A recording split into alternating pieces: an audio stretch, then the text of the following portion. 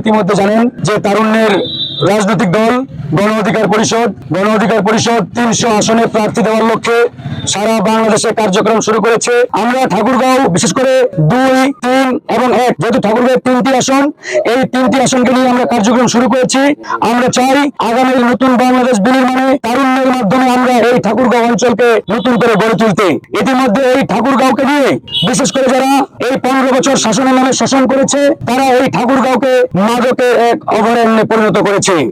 আজকে ঠাকুরগাঁওয়ের বাচ্চারা যখন হাত পাতে কিংবা হাত বাড়ায়, তাদের হাতে সেন্সিটিভ সহ মাদক খুব সহজেই চলে আসে। এই জন্য আমাদের এই অঞ্চলের শিক্ষার্থী থেকে শুরু করে আমাদের ইয়াং জেনারেশনের মাঝে মাদকের যে একটা ব্যাপক শৈলাব অবস্থা, এখান থেকে আমরা আমাদের এই তরুণ প্রজন্মকে বের করে আনতে চাই এবং আমাদের এই তরুণ ভাইদের আমরা এখান থেকে বের করে তাদেরকে একটি উন্নত সমৃদ্ধশালী একটি এলাকা উপহার দিতে চাই।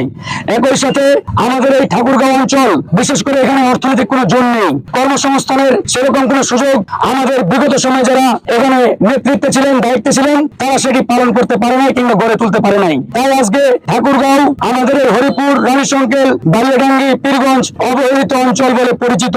ঠাকুরগাঁওকে আর আমরা অবহেলিত রাখবো না, অবহেলিত আর এই অঞ্চলের মানুষ থাকবে না ইনশাআল্লাহ। আমরা গণ অধিকার পরিষদ জনগণের ভালোবাসা, জনগণের সমর্থন, সাপোর্ট নিয়ে যদি আগামীতে ক্ষমতায় আসতে পারি, আমরা কথা দিচ্ছি এই ঠাকুরগাঁও অঞ্চলে কোনো মানুষ ইনশাআল্লাহ বেকার থাকবে না। আমরা এই অঞ্চলে বিশেষ করে বেশ কিছু কলকারখানা গড়ে তোলার জন্য আমরা চেষ্টা করব। মানুষ যাতে এই এলাকায় কর্মসংস্থানের সুযোগ পায়, সেই লক্ষ্যে আমরা কাজ করব।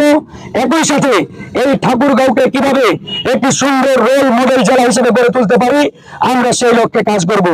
ইতিমধ্যে গণ অধিকার পরিষদ সেই কার্যক্রম শুরু করেছে। তার এই ধারাবাহিকতায় আমরা রংপুর বিভাগীয় সাংগঠনিক শহরে বের হয়েছি। আজকে ঠাকুরগাঁয়ে আমি এসেছি, আমাদের সাথে নেতৃবৃন্দ রয়েছেন। আমরা ঠাকুরগাঁয়ের প্রত্যেকটি উপজেলা এবং ইউনিয়ন পর্যায়ে যাব ইনশাআল্লাহ। আগামী ফেব্রুয়ারি মাসে ডাকসুর সাবেক ভিপি নুরুল হক নূর ঠাকুরগাঁয়ে আসবেন, ঠাকুরগাঁয়ের সমাবেশ হবে। সেই সমাবেশেও আমরা ঠাকুরগাঁয়ের সকল স্তরের মানুষকে অংশগ্রহণের আহ্বান জানাচ্ছি।